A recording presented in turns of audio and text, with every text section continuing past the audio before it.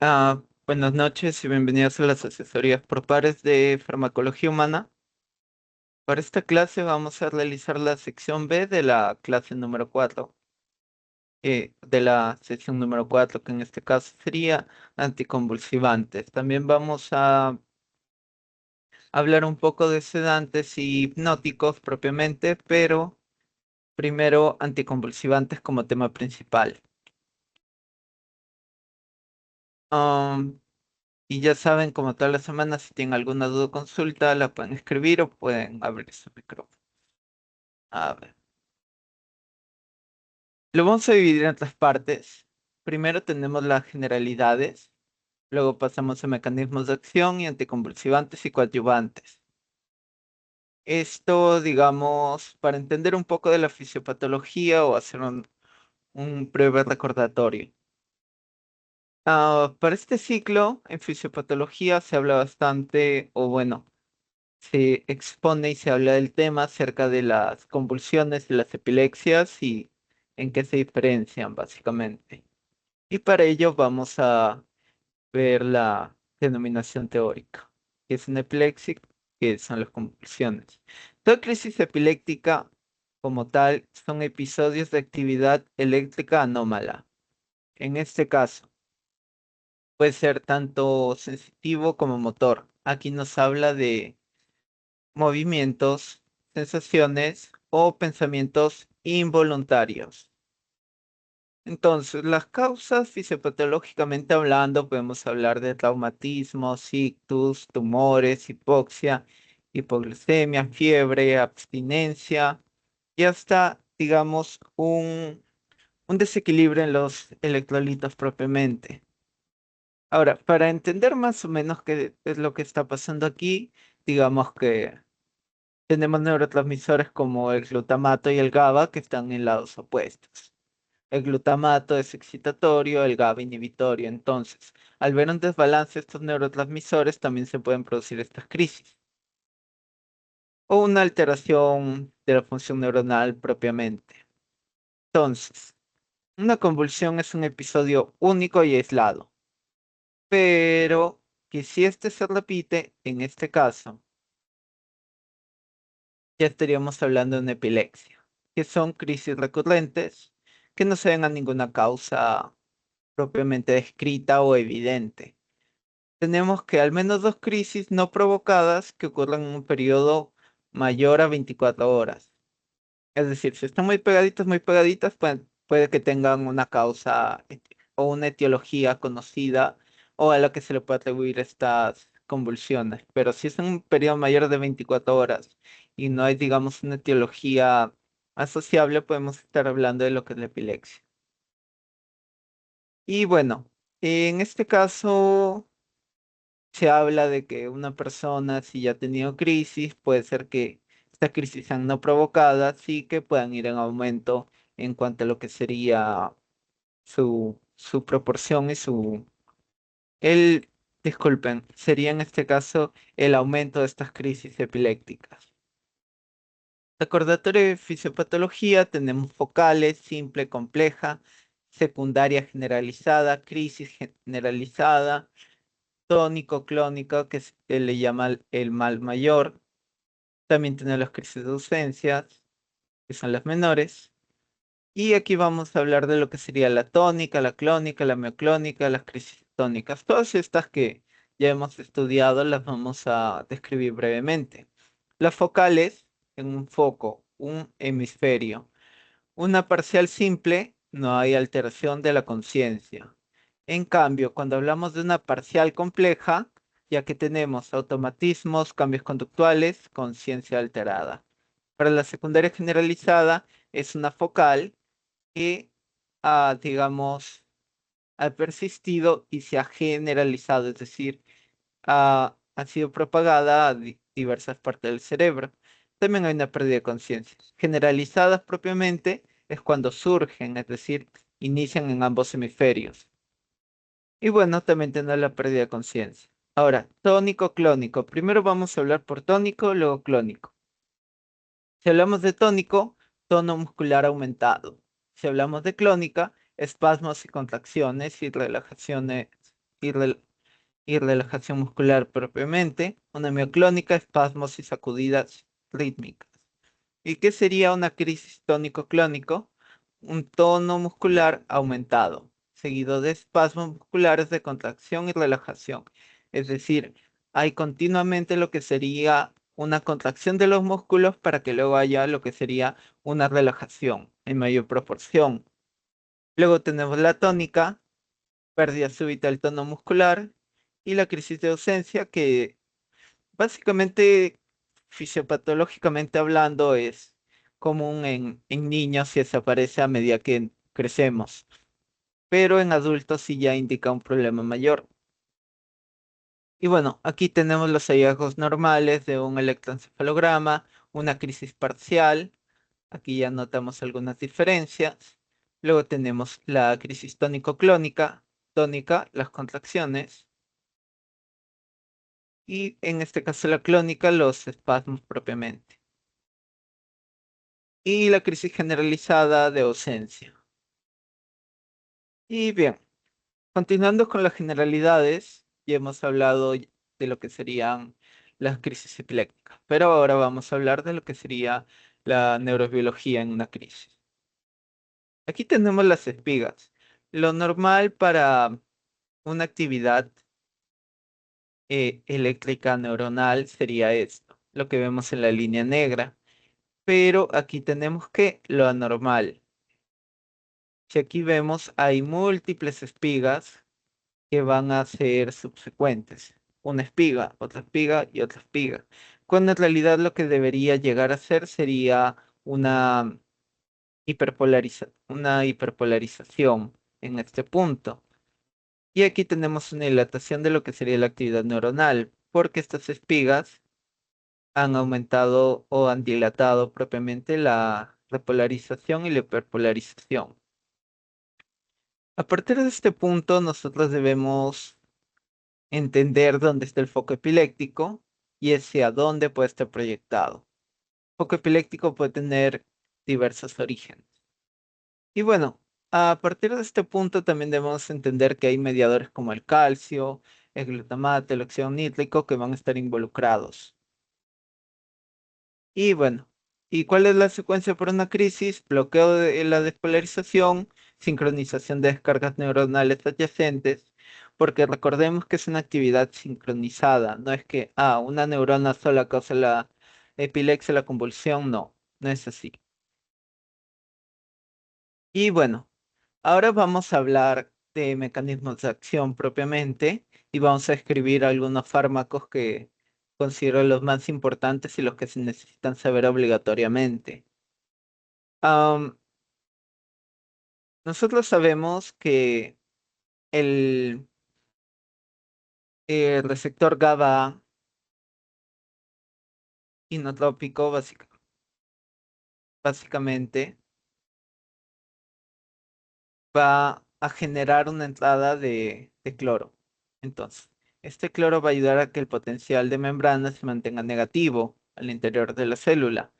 Entonces, nosotros vamos a diferenciar en tres aristas esta tabla de aquí. Tenemos efectos sobre el GABA, efectos sobre el glutamato y efectos sobre el flujo iónico. Aquí vamos a hablar de lo que sería efectos sobre el GABA. El GABA, como sabemos, vamos a poner aquí, inhibitorio, glutamato, excitatorio. Entonces, si a partir de este punto no tenemos un diferencial mayor, si nosotros queremos controlar, o por así decirlo, tratar estos episodios, nosotros nos vamos a centrar en el GABA. ¿Y por qué hice glutamato aquí? También porque nos vamos a centrar en glutamato y en los iones. Pero primordialmente vamos a hablar del GABA y de los iones.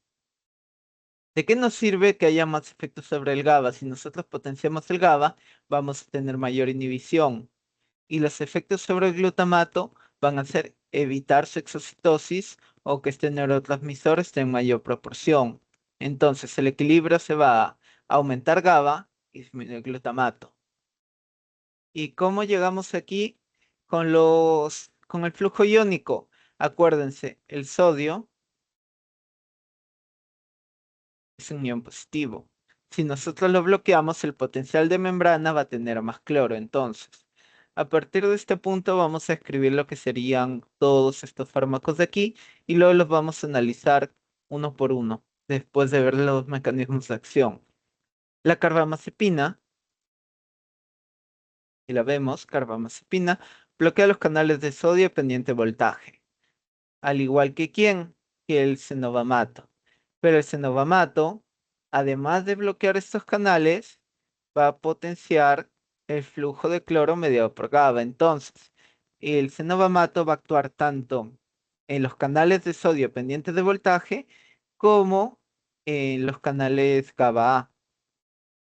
Entonces, allí ya vemos que tiene dos efectos. En cambio, pasamos a otro, el clorocepato, que va a ser ninguna actividad aquí, chicos. Efectos del flujo iónico, ninguno. Efectos sobre el GABA, tenemos potenciar el flujo de cloro mediado por GABA. Aquí ya vemos que tanto un fármaco puede tener un mecanismo de acción o puede tener dos. Luego tenemos un diferencial, etosuximida. ¿Va a actuar sobre GABA? No. Sobre glutamato, peor. ¿Dónde va a actuar? Canales de calcio tipo T. Luego, fenitoína bloquea canales de sodio pendientes de voltaje, igual que la carbamazepina, básicamente. Luego tenemos el fenobarbital. Fenobarbital potencia el flujo de cloro mediado por GABA. Gabapentina. El gabapentina básicamente aumenta la liberación de GABA. Y esto es dentro de nuestros objetivos de los mecanismos de acción de estos fármacos. La motejina bloquea canales de sodio pendientes de voltaje, es decir, igual que carbamazepina. El topiramato, aquí lo tenemos. Vamos a ver tres efectos aquí para el topiramato, pero tiene un cuarto. Bloquea canales de sodio pendientes de voltaje, igual que carbamazepina. Aumenta el GABA por activación de receptores GABA-A. Aquí tenemos un diferencial.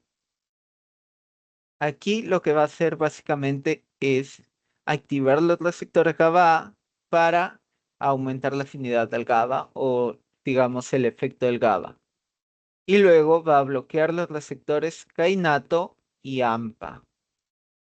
Entonces, si ya revisaron un poco, el AMPA significa ácido alfa amino 3 hidroxi 5 metil 4 y sol propionato. Por si les preguntan. No creo, pero ese es el AMPA. Entonces, el AMPA es un receptor de qué? De glutamato al igual que el kainato.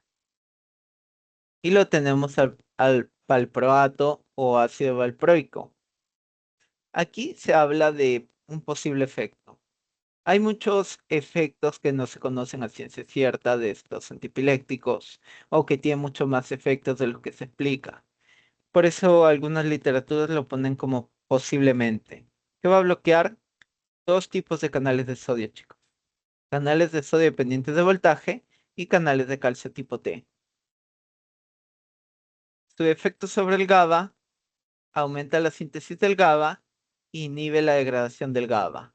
Entonces, va a aumentar la cantidad de GABA y va a evitar que éste se degrade. Y sus efectos sobre el glutamato disminuye su síntesis. Ahora, ¿cómo vemos todo esto en un gráfico? Aquí, chicos. Canales de sodio pendientes de voltaje. ¿Quién va a actuar? Fenitoína, carbamazepina, ácido valproico, felbamato, finamida, la motejina, la cosamida, topiramato, sonizamida, oxcar, Vazepina, que básicamente es un profármaco de la carbamazepina. Estos de aquí están relacionados. La eslicarbazepina también. Ahora, si nos vamos al 2, tenemos al levetiracetam y al brivaracetam. Levetiracetam y brivaracetam se unen al transportador de aquí que vemos, SV2A. ¿Y qué va a disminuir? El glutamato, básicamente. Luego tenemos al topiramato, el perampanel y el ácido valproico nuevamente, ¿Dónde lo tenemos aquí? Receptores AMPA y kainato. Y básicamente disminuyen la excitación. Bueno, luego nos vamos al 4, el felbamato, va a actuar a nivel de receptores NMDA, entonces va a disminuir la excitación. Aquí tenemos el glutamato, va a impedir que trabaje. Tenemos a la gabapentina y a la pregabalina con la subunidad alfa 2 delta del canal tipo L. ¿Qué va a hacer la gabapentina y la pregabalina? Inhibir este canal. Ahora, fuera de ello, o sea, ¿cuál es el efecto real en impedir que el sodio entre, en este caso, a la terminal presináptica excitatoria? Si nosotros interrumpimos la entrada de sodio, no va a haber un potencial de membrana mayor o el deseado, ¿para qué? Para la exocitosis o la liberación vesicular de glutamato. Básicamente ello, chicos. Luego pasamos a los siguientes mecanismos de acción. Vamos por el 6 primero, vigabatrina. Aquí tenemos la GABA-T. ¿Qué va a hacer básicamente la vigabatrina? Es un inhibidor irreversible de la GABA transaminasa. ¿Qué significa esto? Que esta enzima es la que degrada el GABA. Entonces vamos a tener más GABA. Luego, la tiagabina en el número 7, la tenemos aquí. Básicamente hay un transportador llamado el GAT1, que es un recaptador de lo que sería el GABA. Entonces, al inhibirlo, va a haber más GABA libre. Si hay más GABA libre, va a haber mayor inhibición. Luego tenemos la ezogabina y con el número 8, ezogabina, que si lo vemos aquí, este es un canal de potasio, haciendo un poco de memoria.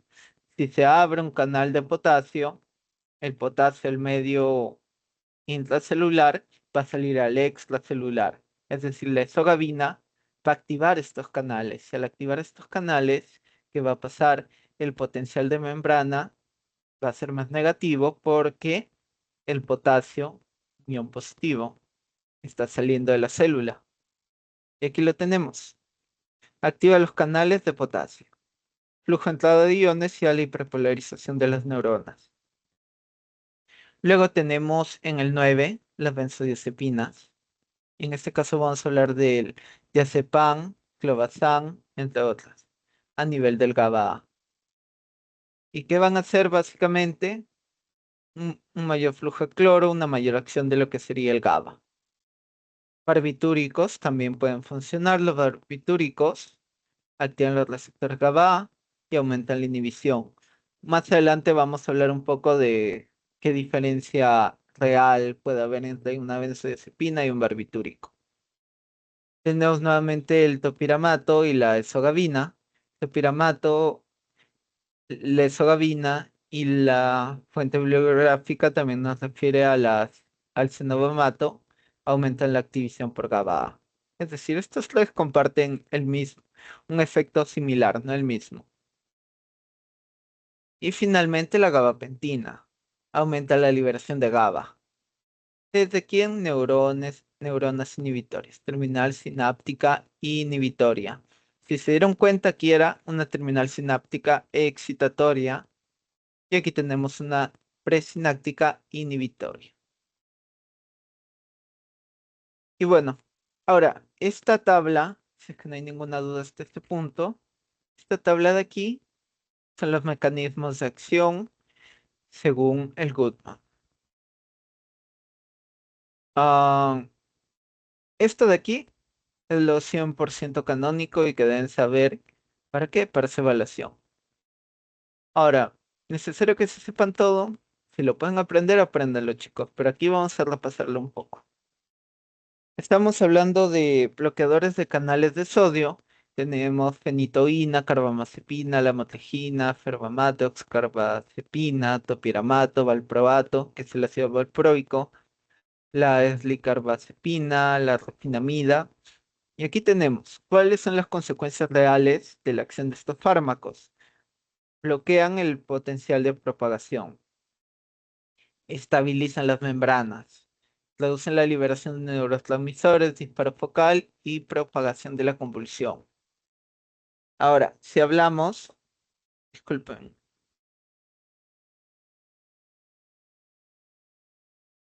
si hablamos de lo que sería la lacosamida, potencian la inactivación lenta, adaptación de los picos de frecuencia y una mayor adaptación de esto.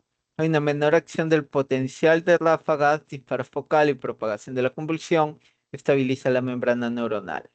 Similares pero diferentes. Los bloqueadores del canal de calcio, como etosuximida, valproato, lamotrigina, van a generar una menor liberación de neurotransmisores y una menor despolarización lenta, canales tipo T y descargas picoondas. Los hados delta ligando, que es la gabapentina y pregabalina, es una modulación de neurotransmisores. Los moduladores del receptor GABA alostérico, acuérdense, alostérico, ortostérico, alostérico, es en otro sitio diferente. Básicamente benzodiazepinas, fenobarbital, felbamato, primidona, topiramato, carbamazepina, estiripentol, clobazam. Estos de aquí que van a hacer menor disparo focal, mayor hiperpolarización y el umbral de convulsión va a ser más alto. Y bueno, pasamos a los inhibidores de la absorción de GABA, inhibidores de la GABA transaminasa. Tenemos niveles extrasinápticos de GABA e hiperpolarización de la membrana aumentados, menor disparo focal, descargas picondas agravadas. Antagonistas de NMDA, el felbamato. Antagonistas del receptor AMPA cainato, hablamos de fenobarbital, topiramato, perampanel. Potenciadores del canal HCN, la motegina. Modulador alostérico positivo del KNCQ25 es la esogabina. Ligando de la proteína SV2A, tenemos a levetiracetam y brivaracetam. Y los inhibidores de la anhidrasa carbónica cerebral, acuérdense de este de aquí, tenemos al topiramato. Se menciona la acetazolamina y la sonisamida también, pero si nos dimos cuenta, el topiramato hace de todo. Esto de aquí, en cuanto a características farmacocinéticas, esta tablita de aquí que ven, un poco colorida y antiestética, la hice yo. Es acerca de un artículo que publicó The Neurologist, si no me equivoco. En este caso, el doctor Quijano pone la tabla en su clase teórica. No sé si lo cambio para este ciclo, pero básicamente es una guía para qué tipo de fármaco deberías dar según una crisis. Un punto importante en este caso es que los que no tienen ningún relleno de color o están con el fondo no se conocen. Y los que ven en rojo pueden agravar la crisis epiléptica. Entonces, ¿qué significa esto? Si tú le das fenitoína a alguien con una crisis de ausencia, estás agravando la crisis. Pero tú se la puedes dar a alguien con una crisis parcial y una tónico-clónica. Pero ojo, aquí hay que diferenciar cuándo es para un niño, cuándo es para un adulto, cuándo es seguro para una mujer embarazada. Entonces, las recomendaciones principalmente se las puedo dar en efectos adversos de cada fármaco, pero igual mi consejo es que vean su teoría y vean las indicaciones que da el doctor. En este caso, me adelanto un poco, la carbamazepina y la fenitoína no son, no son buenos fármacos para lo que sería una persona embarazada, por ejemplo. Pero bueno, aquí, esto que ven en rojo, también por parte del doctor, es un recordatorio importante de la unión a proteínas plasmáticas, la UPP. ¿Por qué? Porque distintos fármacos tienen una unión diferente y al tener una unión diferente van a desplazar a otros fármacos que tengan unión a proteínas. ¿Qué significa que desplacen a otros fármacos que están unidos a proteínas? Mayor fármaco libre. Entonces podemos hablar de lo que sería un ejemplo que se menciona bastante es básicamente la inducción enzimática que puedan tener y la toxicidad o los niveles que se puedan tener. En este caso de digoxina, esteroides, vitamina K, en fin.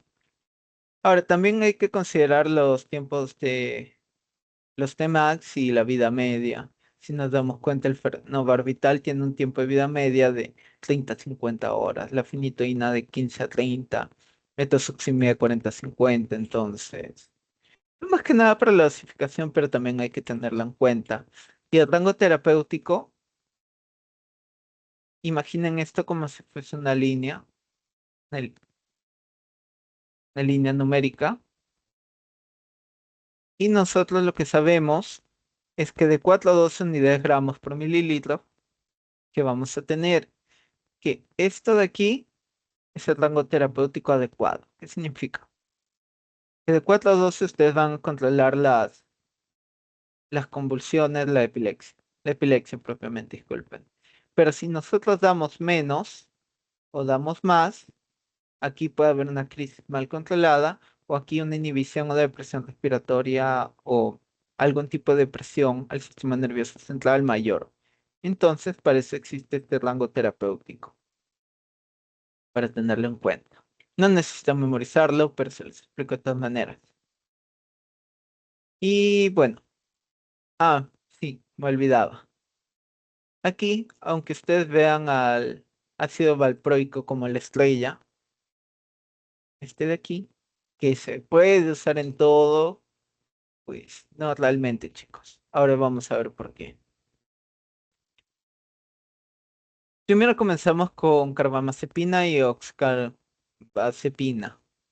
Ya habíamos hablado del mecanismo, pero aquí tenemos otro, chicos. Bloqueo de receptores de adenosina, bloqueo de la captación de noradrenalina, es usado para los TOX y neuralgia del trigémino. Va a encontrar varios fármacos que se usan en neuralgia del trigémino a lo largo de todo el curso y que realmente tienen un uso principal diferente. El ADME tenemos una absorción oral lenta, unión a proteína del 75%, quien lo metaboliza, el CYP3A4, es inactivado por conjugación y hidroxilación y en sus efectos adversos que tenemos intoxicación aguda, que da estupor, coma, hiperirritabilidad, convulsiones. Es decir, un anticonvulsivante que en un entorno no adecuado, no controlado, puede tener como efecto adverso convulsiones. Las terapias a largo plazo que pueden causar ataxia, diplopía, anemia plástica, agranulocitosis, disfunción cognitiva, depresión del sistema nervioso central. ¿Qué debemos tener en cuenta nosotros? Estas interacciones. Siempre. ¿Qué va a inducir 3 a 4, el CYP2C y el UGT? ¿Qué más va a aumentar? Toxicidad al litio. Autoinducción enzimática de 3 a 4 semanas. Es decir, 3 a 4 semanas usando carbamazepina, o en este caso oxcarbazepina, que es su profármaco, que es el profármaco, y la carbamazepina, el metabolito activo, vamos a tener lo que sería una autoinducción enzimática. De tal manera, aquí lo vemos en 5 4, vamos a tener que los niveles de carbamazepina se van a degradar más fácilmente y se va a tener que aumentar una dosis. Y induce metabolismo de la fenitoína de paso. Y ahora hablemos de la fenitoína. Habíamos hablado bloqueo de canales de sodio dependientes de voltaje. Unión a proteínas 90%. Cinética dependiente dosis, cinética de orden cero. Entonces, ¿qué significa una cinética de orden cero? ¿Se acuerdan en bioquímica cuando se hablaban de las enzimas micaelianas y que estas tenían un tope? Básicamente, chicos, una cinética de orden cero significa que pasado ese umbral, las enzimas responsables de este fármaco, de degradarlo propiamente, van a ser rebasadas por la cantidad de este fármaco. Y este fármaco básicamente lo que va a hacer es estar en más concentración. Es poco soluble en agua, pero existe la fosfenitoína que es más soluble parenteral y se convierte en fenitoína. ¿Por quién? Fosfatases del hígado, fosfatases hepáticas. Ahora, fenitoína. Efectos adversos. Interfiere con el metabolismo del folato. ¿Le darían fenitoína a una mujer embarazada? Pues no realmente, ¿no? ¿Qué puede presentar el síndrome hidantoínico fetal? Básicamente, este síndrome implica la falta del cierre de los paladares. Luego tenemos efectos adversos muy similares: ataxia, diplopía, nistagmo, trastornos del habla y atrofia cerebelosa en una sobredosis. Anemia megaloblástica y osteomalacia. La anemia neolar, chicos, y acá vamos a hablar del metabolismo del folato. Si nosotros no tenemos ácido fólico, tampoco tenemos lo que sería, se está produciendo una anemia propiamente, no se debería dar a una embarazada. Osteomalacia también. Aumenta el metabolismo del colágeno, la hiperplasia gingival. Si ven una imagen por allí, se los ponen en la teoría, básicamente. Yo no quise ponerla realmente, pero básicamente es que todas, digamos, lo que conocemos es la gingivitis, ¿verdad? Falta de vitamina ya. Pero que te crezcan las encías más de lo que es y sean prominentes. Se ven un poco como el interior de un tomate, por así decirlo. Luego tenemos el hirsutismo, crecimiento excesivo del cabello. Y en cuanto a las interacciones, es inactivado por hidroxilación de la CYP, induce 3A4, 2C y UGT, de igual manera. Acelera metabolismo de felbamato, lamotrigina, topiramato y valproato. ¿Qué va a hacer? Reducir niveles de digoxina, esteroides y vitamina K. Para el fenobarbital y la primi- primidona, el fenobarbital es el metabolito activo. Entonces, básicamente nosotros estamos potenciando el flujo de cloro, pero, digamos, un efecto de la primidona antes de que pase a ser fenobarbital es bloqueo de los canales de sodio y potenciar GABA. En cuanto a su ADME, tenemos una absorción oral lenta, unión a proteínas de 40-60, 25% se elimina inalterado y el responsable del metabolismo es el CYP12-9. ¿Qué puede producir? Igual, chicos. Ataxia, mareo, nistagmo, somnolencia, alteración cognitiva, anemia megaloblástica, osteomalacia y en dosis excesivas, miren la diferencia aquí, chicos, depresión respiratoria. Ahora, hablando de interacciones, el fenobarbital y la primidona son variables. Por ejemplo, el fenobarbital va a inducir al UGT, al 2C y al 3A4. Entonces, básicamente, al tener más de esta enzima, otros fármacos se degradan más rápido. Y en cuanto a la primidona, esta va a tener dos metabolitos activos: el fenobarbital y la fenilete, feni- fenil, feniel, le- feniletemil malonamida, el PEMA. Mejor díganle PEMA, chicos, porque está aquí complicado.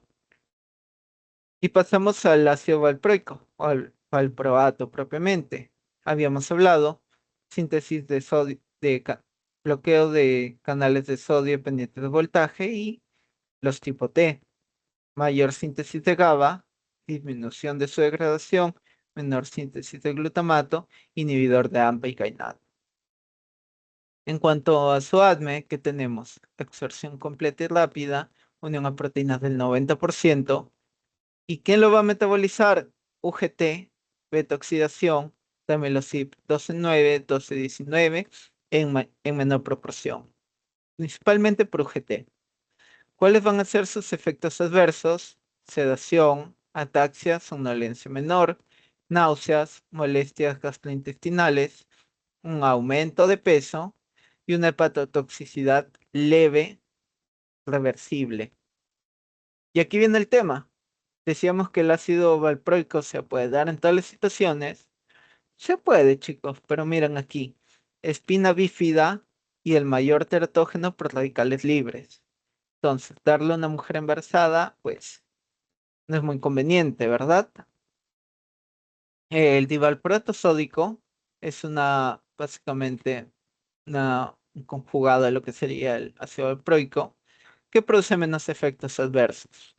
Menos, no es que no los produzca. Y en sus interacciones, inhibe el metabolismo de sustratos de 12,9. ¿Quiénes van a ser los sustratos de 12,9? Los veíamos aquí. Fenitoína, fenobarbital y primidona. Inhibe la UGT y el metabolismo de la motrigina y lorazepam. Aumenta o disminuye niveles de carbamazepina y fenitoína. Esto es variable, chicos. Por eso pongo aquí, aumenta o disminuye. Entonces, hay un montón de interacciones entre ellos. En cuanto a la gabapentina, habíamos hablado de el aumento de la liberación de GABA, la inhibición de canales de calcio tipo L, y es un análogo del GABA, es decir, funciona como si fuese el GABA. Ataxias, mareos, somnolencia, nistagmo y temblor. Interacción, aquí chicos, grábense esto de aquí.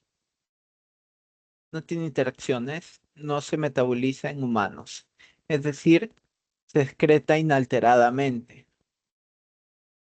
Luego pasamos a la lamotrigina, que básicamente bloquea los canales de sodio dependientes y el uso recomendado para crisis tónico-clónicos focales, atónicas y de ausencia. Esto es variable, chicos. Luego tenemos el tratamiento del síndrome de Lennox-Gastaut, que básicamente son estas convulsiones múltiples que se dan en personas con alteraciones mentales neurológicas. Sus efectos adversos, aquí, ojo chicos, disfunción cerebelosa, somnolencia, exantema. ¿Y esto qué puede ser o a qué puede evolucionar? A un síndrome de Steven-Johnson. Ahora, este síndrome de Steven-Johnson es más frecuente en tratamiento con valproato y la motrigina. Y también puede producir lo que sería la meningitis aséptica. Las interacciones disminuyen presencia de fenitoína, carbamazepina y fenobarbital. Aumenta en presencia con valproato. Su unión a proteínas plasmáticas del 55% y no es inductor ni inhibidor. Entonces, depende de qué otro fármaco se esté usando. Disculpa.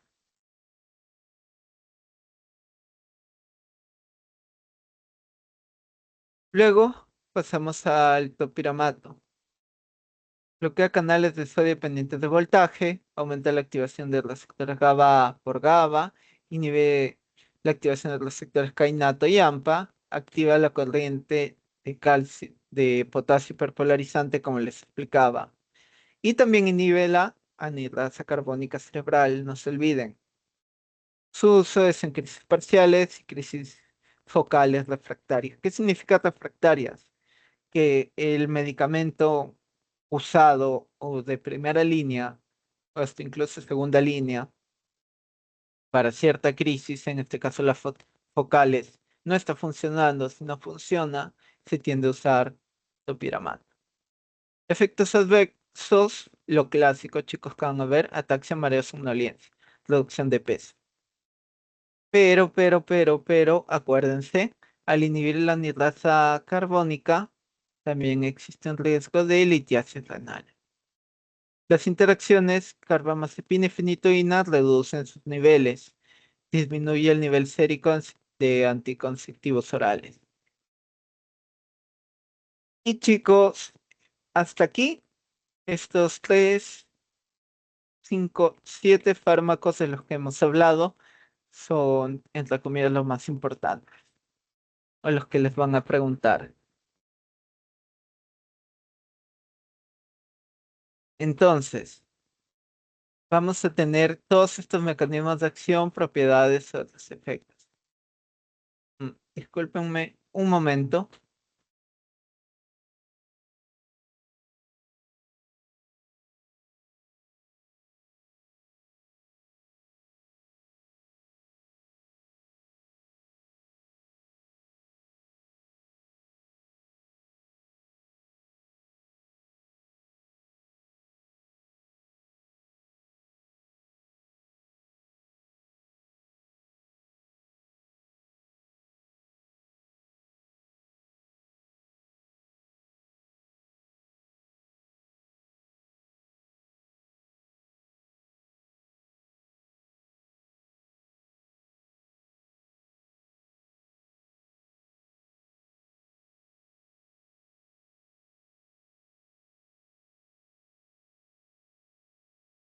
Mm, Ya volví, chicos. Disculpen un inconveniente con mi mascota, una gatita. Ah, ya, a ver, ¿dónde estamos? Ah, sí, bien. Ahora vamos a revisar un poco esto de aquí. Esta tabla se la dejo en la presentación y en el documento que les voy a enviar. Así que primordialmente vamos a tener todos estos otros fármacos, de los cuales se puede hablar un poco más, pero principalmente grábense el mecanismo de acción por si se los preguntan. Pero los más importantes que yo considero y he visto en evaluación son estos. Y estos de aquí, bueno, están en segundo plano, pero siempre es bueno conocerlos, como el clorcepato, que tiene como metabolito activo al diazepam. Te pueden mandar una pregunta: ¿cuál es el profármaco de diazepam? O ¿cuál es el metabolito activo de clorcepato? Y lo pueden contestar. Felmamato ya lo hemos visto. El perampanel lo hemos hablado un poco. La tiagabina inhibi- inhibe el transportador GAT1. El levetiracetam y brivaracetam a nivel de SV2A, que básicamente es disminuir el empaquetamiento vesicular de glutamato. Sonizamida, bloquear los canales de sodio pendientes de voltaje y canales de calcio tipo T. Pregabalina inhibe canales de calcio tipo L. La vigabatrina, inhibidor irreversible de la transaminasa, que también hemos hablado. La cosamida, bloqueo de canales de sodio pendientes de voltaje. La tofinamida de igual manera. Y el clobazam, que incrementa la inhibición por GABA en receptores GABA. Y aquí pues algunas interacciones que pueden tener o algunas propiedades propiamente. Por ejemplo, el clobazam es un fármaco huérfano. Les pueden preguntar tal vez de la lectura de la semana: ¿cuál es el fármaco huérfano que tiene por metabolito, por mecanismo de acción tal cosa? Y bueno, aquí tienen los efectos adversos. Y bueno, recuerden, la mayoría que te va a producir son dolencia, mareos, ataxia algunos, incluso astemia. Pero bueno, les dejo esta tablita y vamos a hablar de las benzodiazepinas. Las benzodiazepinas tienen como estructura un anillo de benceno y 7 anillos y un anillo de 7 miembros con 2 nitrógenos. Importante: benzodiazepina versus barbitúrico. Les voy a enseñar una imagen luego, pero benzodiazepina tiene un efecto limitante. ¿Cuál es este efecto limitante? La presencia de GABA. Es decir, la benzodiazepina al actuar en GABA va a potenciar el GABA. Si no existiese nada, nada, nada, nada, o ya hay una depleción total del GABA, la benzodiazepina no hace nada, chicos. Tiene un tope. Les menciono por aquí el antagonista, que sería el flumacenilo, y vamos a hablar un poco del AT. Regularmente la absorción se da a nivel intestinal, la unión de proteínas del 90%, atraviesa barrera hematoencefálica, placenta y secreción por leche materna. Aquí, punto importante, chicos. Atraviesa todo y tiene un mayor volumen de distribución. ¿Por quién lo va a metabolizar? 3 a 4, 2 a 9. La fase 1, productos desaquilados biológicamente activos. En fase 2, hidroxilación. Y la fase 3, glucoro- glu- la conjugación con ácido glucurónico o sulfato inactivos. Y se excreta a nivel renal. Luego tenemos los mecanismos de acción, propiamente unión alostérica en GABA. Y básicamente, si nos vamos al modelo del receptor, básicamente es entre las unidades alfa y gamma. Entonces, aquí que vemos un aumento de frecuencia de apertura, pero ¿de qué? De los canales de cloro, chicos. Entonces, vamos a tener un aumento de la frecuencia de apertura de los canales de cloro. Es decir, el canal está cerrado, se va a abrir, va a recibir cloro, se va a cerrar, va a recibir cloro y así sucesivamente. Entonces hay una mayor conductancia, hiperpolarización neuronal y también inhibe la recaptación neuronal de adenosina. Esto que puede causar dilatación de las arterias coronarias y una disminución de la resistencia vascular periférica. Esta tablita espero que les sirva. Ah, Básicamente el efecto farmacológico de todas las benzodiazepinas es ansiolítico, anticonvulsionante, sedante. Estas a dosis bajas. ¿Qué significa esto? Que en una dosis baja, lo único que vamos a tener es que va a servir para la ansiedad, controlar convulsiones y sedar. ¿Qué viene a hacer la sedación? Ya llevaron la clase 4 ayer y la van a llevar el miércoles con el docente de farmacología, pero la sedación básicamente es relajación, por así decirlo, en pocas palabras. En cambio, a dosis altas tenemos hipnosis. Cuando hablemos de hipnosis, vamos a tener una propiamente provocar el sueño. Sedación moderada y amnesia anterógrada. ¿Qué es una amnesia anterógrada? Bueno, básicamente para hablarlo de esta manera vamos a tener retrógrada y anterógrada. La retrógrada hacia atrás y la anterógrada hacia adelante.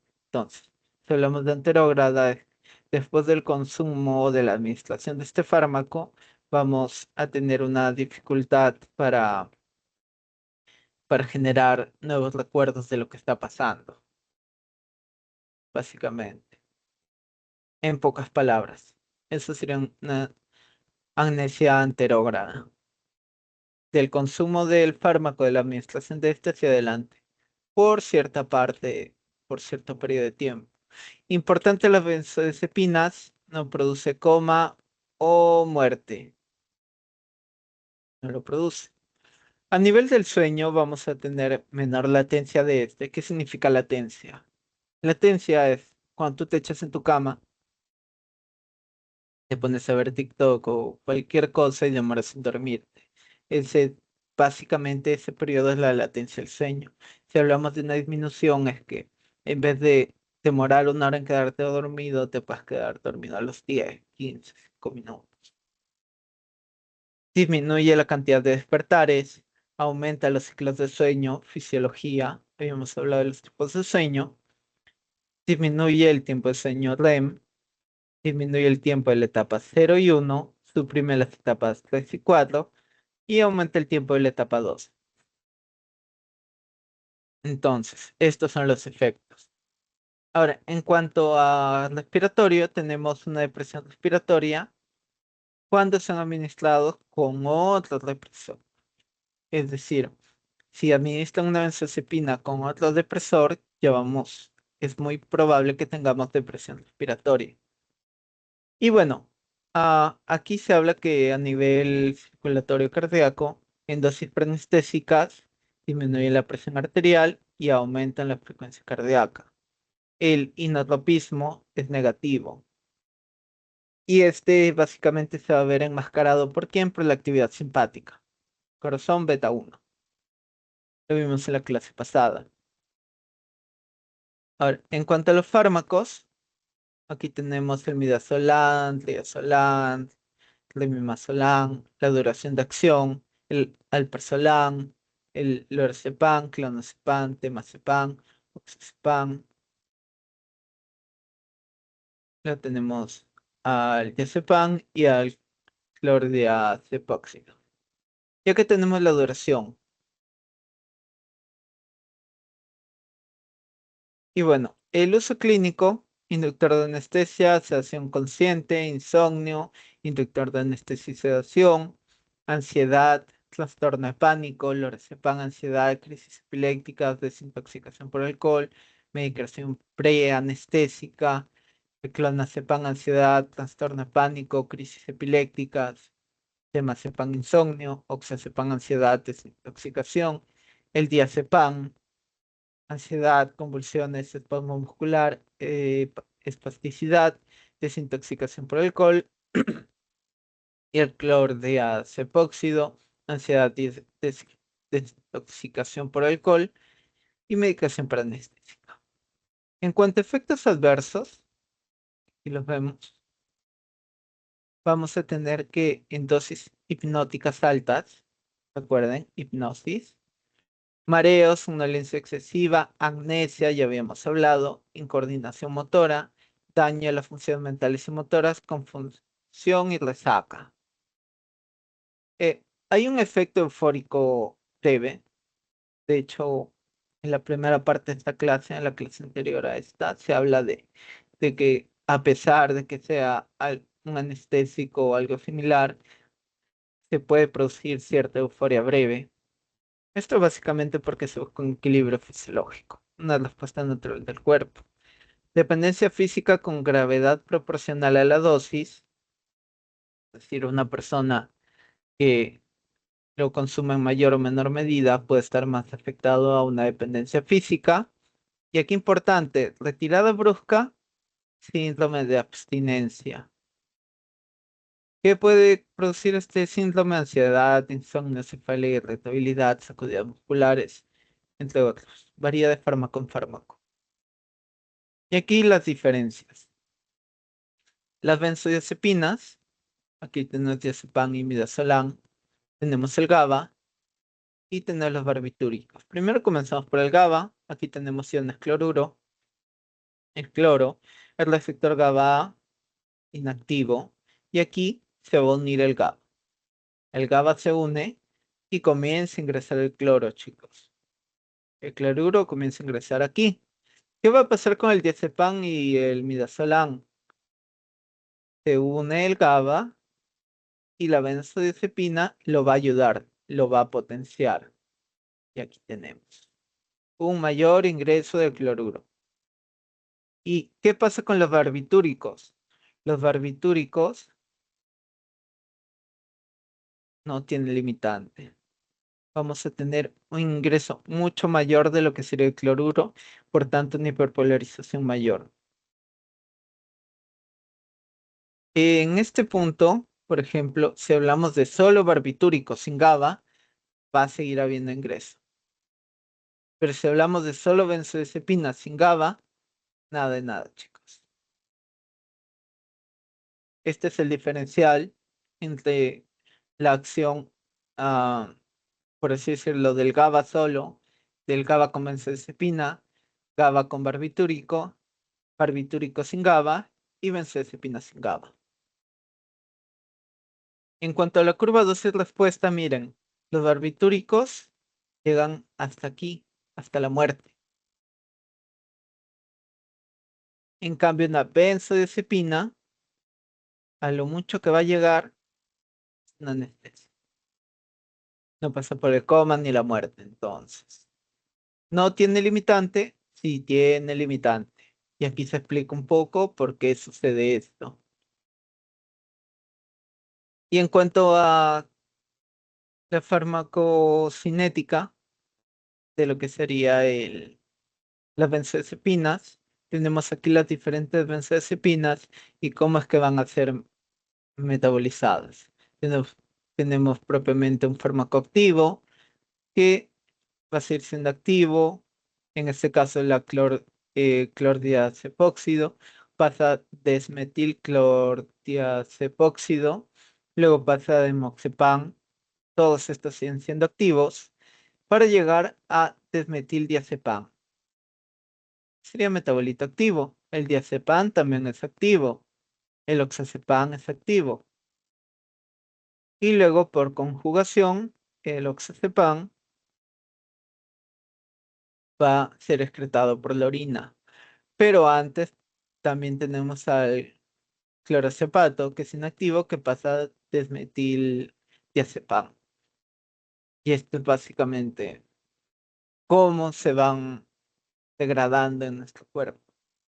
También tenemos al flurazepam activo, metabolitos activos, que también se van a conjugar, el alprazolam, triazolam, istazolam, midazolam, todos son activos y van a ser metabolizados a alfa-hidroxi, que tienen vida corta, por tanto, inactivos.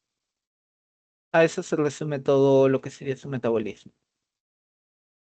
Y ya terminando la clase, vamos a hablar de antihistamínicos. Regularmente los antihistamínicos, que son tópicos para otra clase más expandida de estos, se administran por vía oral, atraviesan la barrera hematoencefálica y los CYP son los responsables de su metabolismo. El mecanismo, en este caso, para lo que nos interesa estos de aquí, es que son antagonistas de receptores H1, que van a producir una reducción de acetilcolina en el SARA, Sistema Activador Reticular Ascendente. Básicamente ese es su mecanismo. ¿Y cuál sería su efecto biológico, farmacológico? Disminución de la actividad colinérgica de los núcleos reticulares. Entonces, básicamente lo que van a hacer es pasar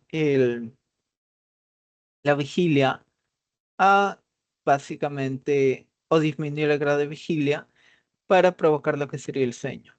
Aquí tenemos que la difenhidramina es usada para el insomnio, la hidroxicina es usada para la ansiedad y para generar sedación, la doxepina, insomnio, depresión y ansiedad, y todos estos mencionados no generan dependencia, pero sí van a generar lo que sería tolerancia. Entonces, en un uso prolongado, estos van a tener que aumentar sus dosis. Y lo tenemos los fármacos Z, que siempre son una pregunta fija para el examen. ¿Qué son los fármacos Z? Todo lo que comienzan con Z, chicos. Oh, bueno, esta es la sección. Eso, Piclona, lo tiene aquí. Pero si no le suena a una benzodiazepina, es un fármaco Z. Y tiene la Z, es un fármaco Z. ¿Qué diferencia tiene con las benzodiazepinas o por qué nos hablan de estos? Escaso efecto en la arquitectura del sueño. Las benzodiazepinas disminuían la etapa uno y 2, suprimían la 4 y la 5, disculpen, la cero y la uno, disminuían, desaparecían la 3 y la 4, pero aumentaban la 2, los fármacos Z no, chicos. No causan ningún efecto. Carecen de propiedades anticonvulsivantes o relajantes musculares.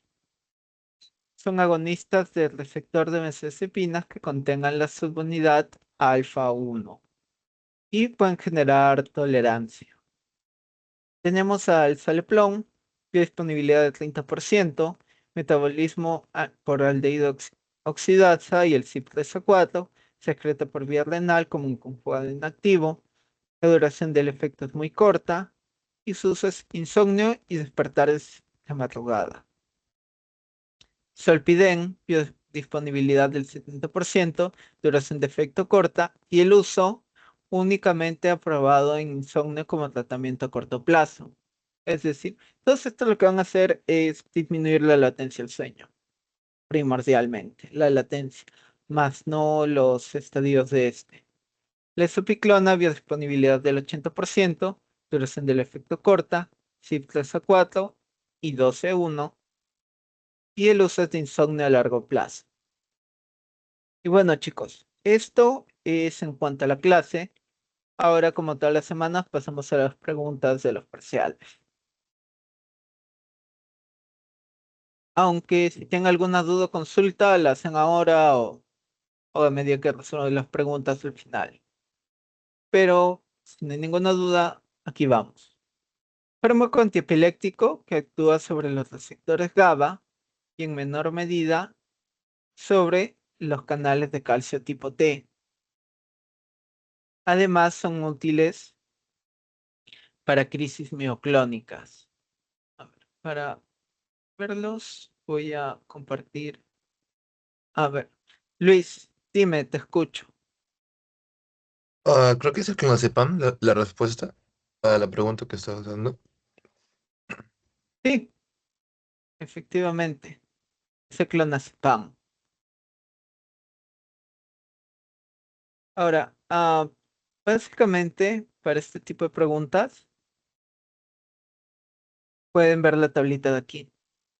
A ver, disculpen, le voy a quitar las rayas. Aquí, miren, chicos. Nosotros tenemos en rojo que no se deben usar. Y, por ejemplo, acá tenemos el clonazepam que sirve para las mioclónicas. Y su actividad va a estar basada, como lo dice el enunciado. Sin embargo, también hay que ver las otras opciones. Figabatrina, fenitoína, fenobarbital, etosuximida, crisis mioclónicas.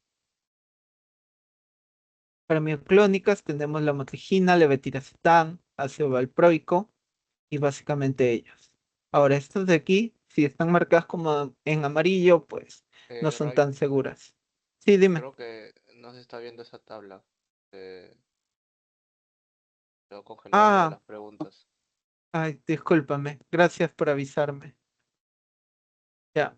Ah, aquí tenía la tabla. Gracias por avisarme, Carlos. Clonazepam, como vemos aquí, está marcado como verde para lo que sería las crisis mioclónicas. En cambio, el resto de fármacos que nos enuncian, pues no coinciden con con los mecanismos de acción y con el uso, que sería para las Ray, crisis. Ray, disculpa, se sigue viendo la pregunta. No sé si soy solo yo. um, No, sí, se ya, sigue viendo solo la pregunta. sí, discúlpenme. Creo que ya encontré el error. Tana- ay, ahora sí lo pueden ver, ¿verdad?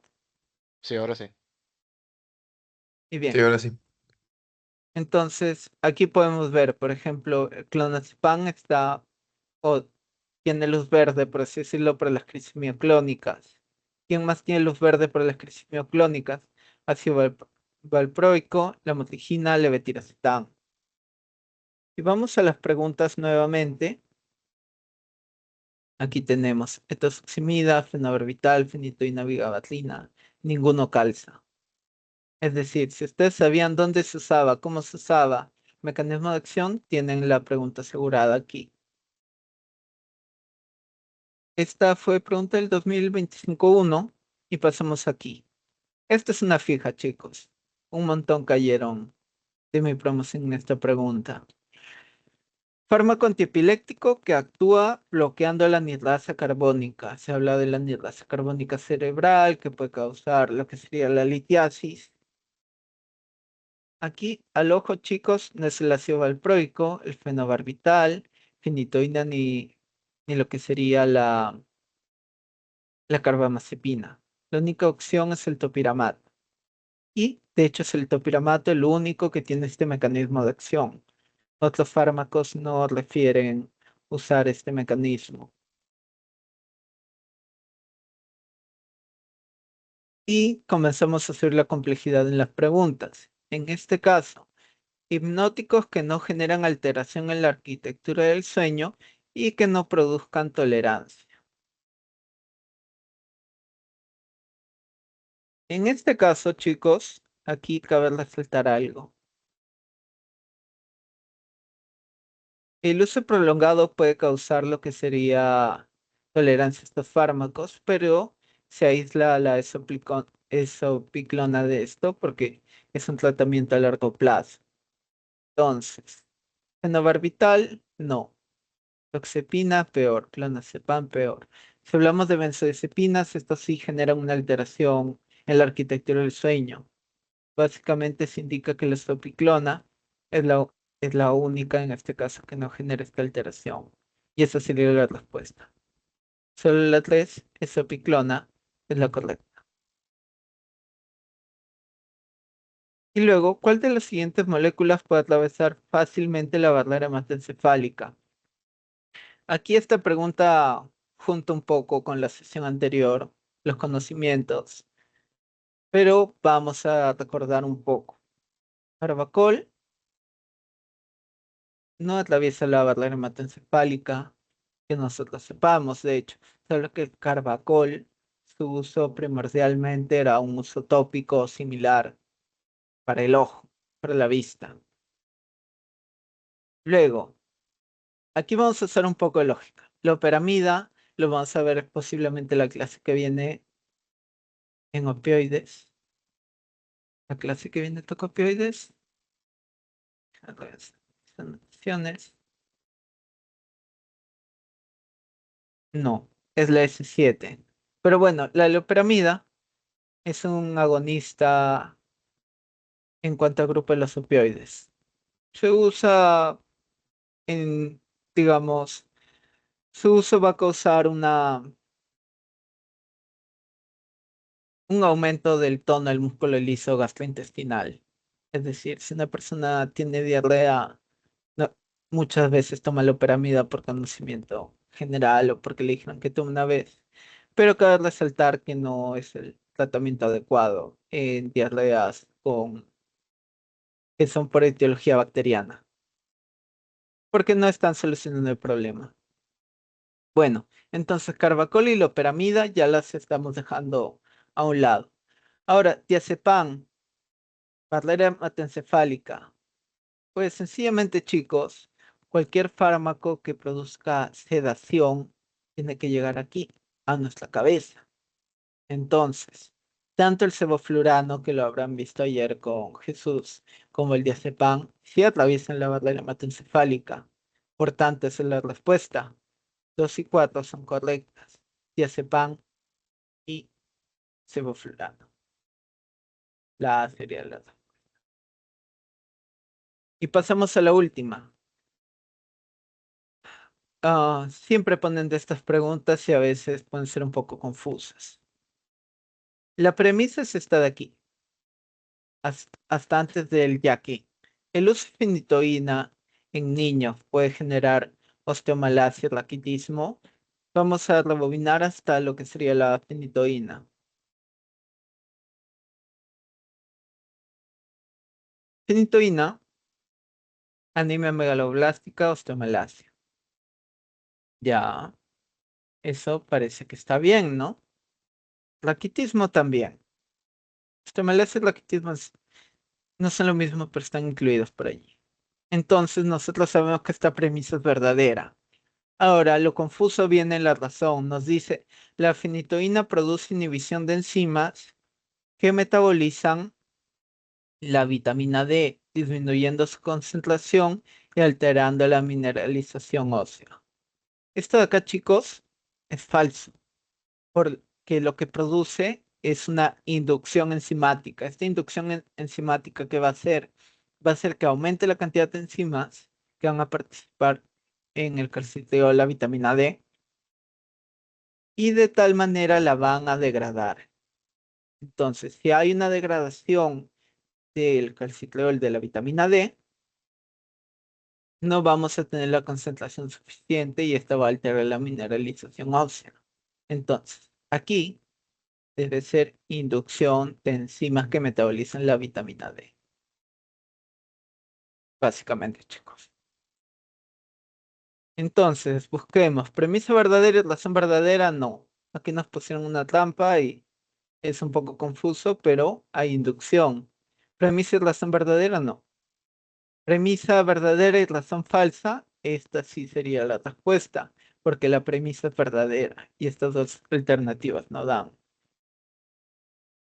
Y finalmente, chicos, aquí tienen el QR como todas las semanas de la central de tutorías. Van a escanear. Y aquí tienen las referencias. El Goodman, he usado también lo que sería el Lansdale y las flashcards, claro que sí, y el Brenner. Ahora, antes de terminar la clase, les quería compartir. ¿Dónde está? Aquí.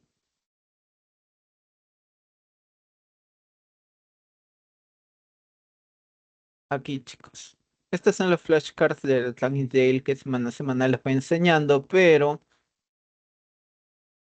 es importante que diferencien la neurona GABAérgica, la glutamatérgica, es decir, la inhibidora, la excitadora, y lo que sería propiamente el, la sinapsis que se está produciendo.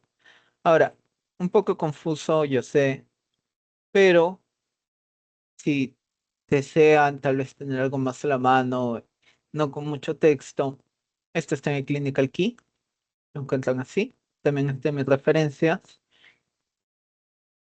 y tienen todo lo que serían las indicaciones de efectos, mecanismos de acción, el ADME, el uso clínico y los efectos adversos.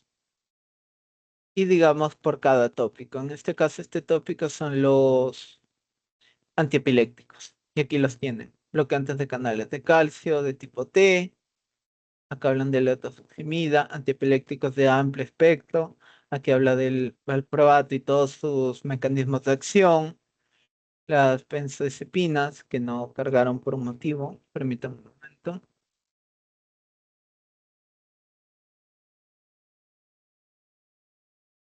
Tienen a las benzodiazepinas, el lorazepam, midazolam, diazepam, clonazepam. Acá las ponen con C, pero bueno, ya saben a qué me refiero. Y barbitúricos, como el fenobarbital, la gabapentina, y nos indica que es similar a la pregabalina, y la motrigina. Entonces, con esto, bueno, con esta información ya pueden ver más acerca de ello. Porque muchas veces intentamos entender algo con texto, texto, y no nos da, pues, los diagramas o las tablas tampoco ayudan mucho, y tal vez verle y tener la información al costado nos puede ayudar. Y bueno, eso es todo por hoy. Voy a parar la grabación.